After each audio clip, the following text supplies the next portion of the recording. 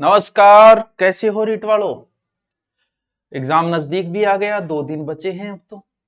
आप सबको एग्जाम की अग्रिम शुभकामनाएं। ज्यादा लोड नहीं लेना है, मैं किसी प्रकार का कोई मोटिवेशन नहीं देने वाला हूं कि एक दिन में पेपर कैसे पास करे या तुक्का कैसे लगाए, ऐसा कोई मोटिवेशन देने वाला नहीं हूं मैं।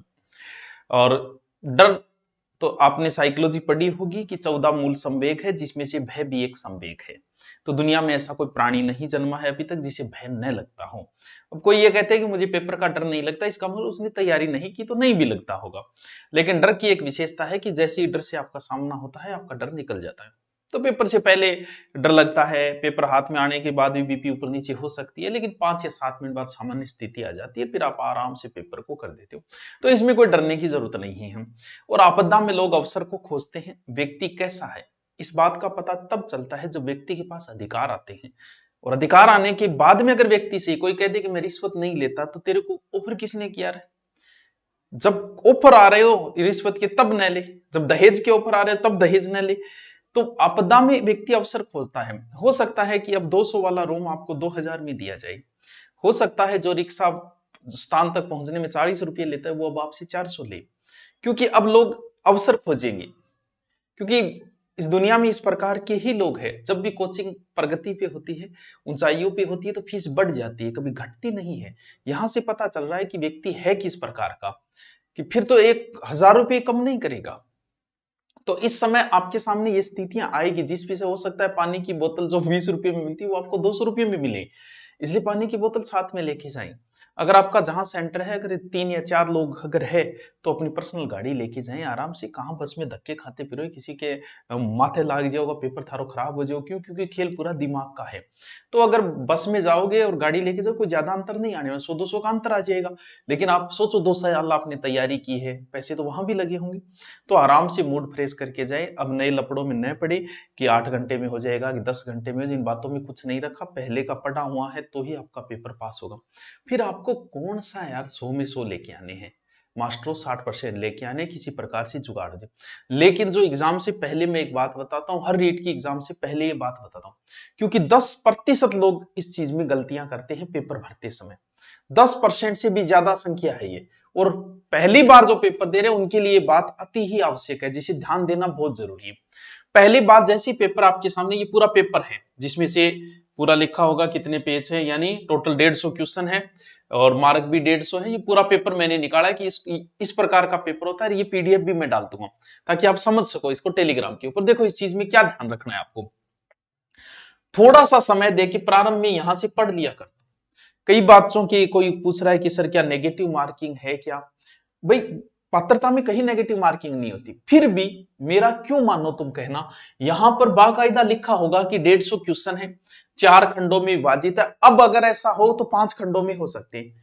और वहां लिखा होगा कि 5वां ऑप्शन भरना आपके लिए जरूरी है।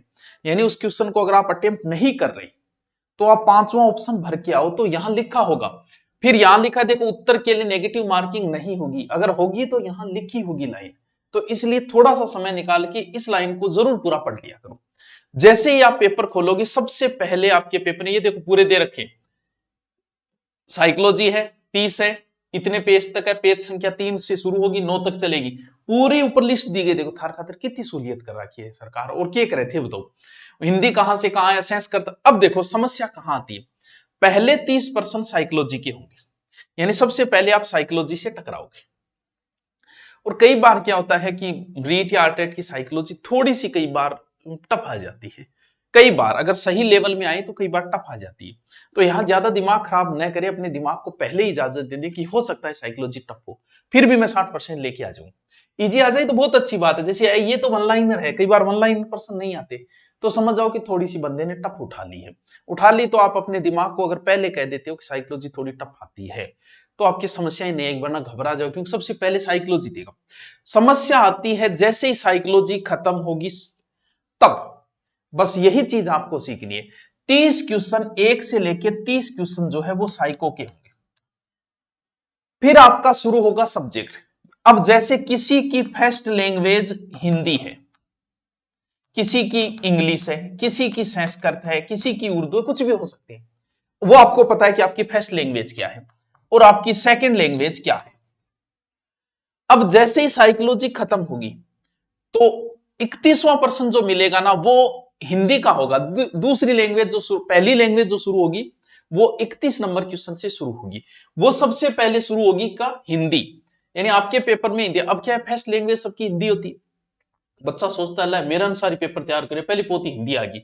अब वो 31वां पर्सन यहां से हिंदी करना शुरू कर देता है, और जैसे ही 31 से वो 60 तक पहुंचता है, ये पहुंचा 60, ये 60 तक पहुंचा।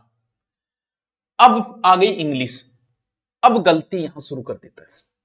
दूसरी लैंग्वेज किसी की इंग्लिश है, किसी की संस्कृत है, और वो जैसे हिंदी खत्म हुई यहीं से उत्तर करना शुरू कर देता है। बस यही ध्यान रखनी आपको।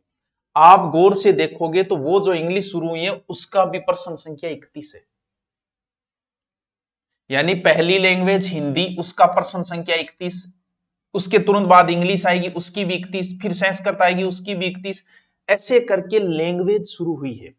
ये पहली ही लैंग्वेज चल रही है, और यहां बच्चा दूसरी लैंग्वेज समझ के कहे ये तो इंग्लिश आपने कोई नहीं, थोड़ा सा आगे और चला पा, थोड़ा सा पेपर में आगे चलो, चलते ही संस्कृत शुरू और आ गया, बस मेरी लैंग्वेज आ गई। तेरी लैंग्वेज को नहीं है, ये अभी फर्स्ट लैंग्वेज ही चल रही है बच्चे।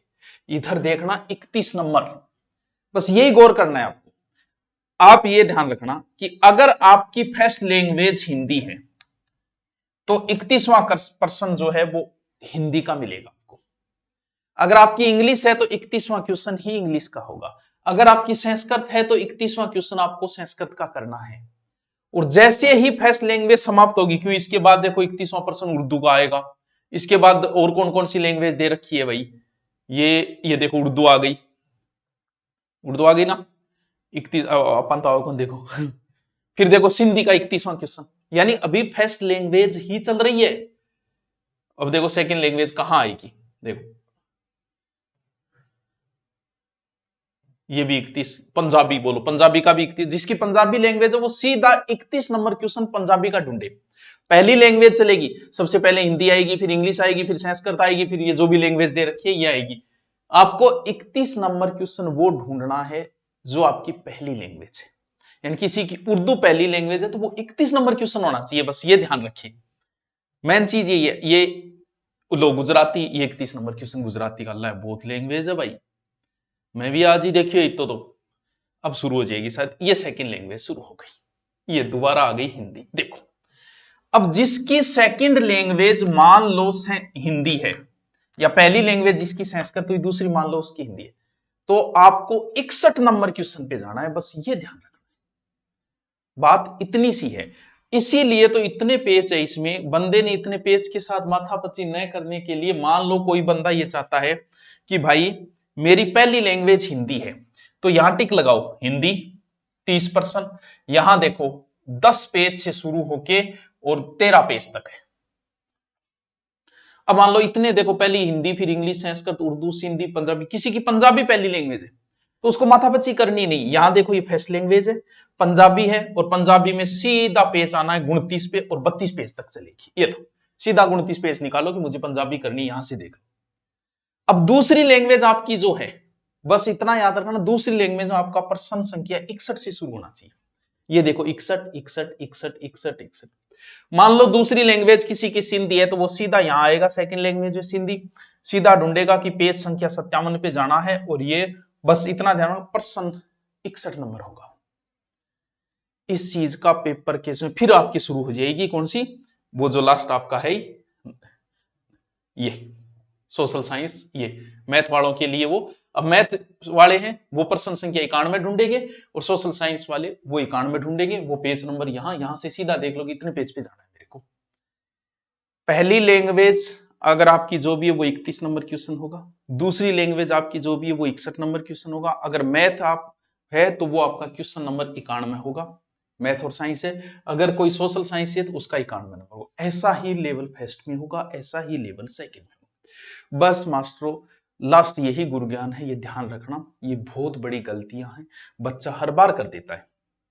क्यों पहली लैंग्वेज में अटक के रह जाता है वो, पहली लैंग्वेज हिंदी है, दूसरी संस्कृत, उत्तर करना शुरू कर दिया आगे, क्योंकि 30 लेके 60 तक बुगेड़े उठवा गुम भरना शुरू कर दिया, बस वहां गलती हो जाती है। बाकी आराम से पेपर दे के आओ, फिर मेन की तैयारी करेंगे। ऑनलाइन करो तो ऑनलाइन, ऑफलाइन करो तो आपका स्वागत है। ऑफलाइन में हम टेस्ट सीरीज भी शुरू करेंगे और बढ़िया जीके वाला मैटर है तो वो हम करवाएंगे। तो वो आप आराम से पहले पेपर दे के आओ, मस्त रहो, होली तक मस्त रहो, होली के बाद ले लेंगे। आराम से पढ़ने शुरू कर देना होली के बाद में, ठीक है। कल महाशिवरात्रि, उसकी अग्रिम शुभकामनाएं। महाशिवरात्रि पे ऑफर आएगा, लेकिन आपको ध्यान नहीं देना है, आप पेपर दे के आओ फिर, क्योंकि लंबा बढ़ा देंगे पेपर देने के बाद में कर लेना आपका रीट मेंस का बेंच। तो okay, thank you, best of luck. और मैसेज कर देना कैसा रहा, क्योंकि हम पोस्ट डालेंगे तो वहां कर देना सर बढ़िया रहे, मारो ना को लाग जाएगा। ओके, थैंक यू बच्चों।